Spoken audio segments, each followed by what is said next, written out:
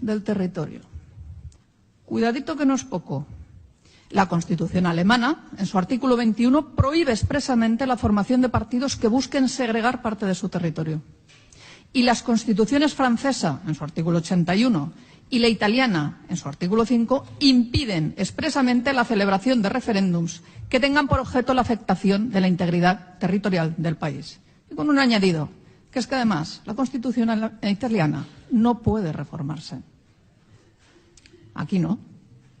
Aquí ustedes pueden ser independentistas. Aquí ustedes pueden, y de hecho lo hacen, declararse independentistas. Aquí ustedes pueden, como lo están haciendo, buscar la independencia de una parte del territorio español.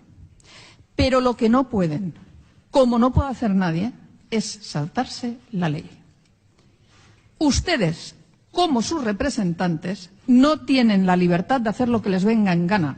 En otras palabras, no pueden imponernos su voluntad por la fuerza o porque crean tener la razón.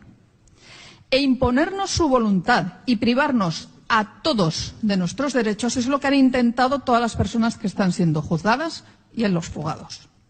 Estos señores han intentado eliminar la Constitución y el Estado de autonomía de nuestro ordenamiento jurídico. Han intentado separar parte del territorio español al margen de la ley. Han utilizado a miles de ciudadanos para impedir el cumplimiento de resoluciones judiciales. Han desobedecido al Tribunal Constitucional. Han retenido y secuestrado una comisión judicial con el pretexto de un ataque a Cataluña.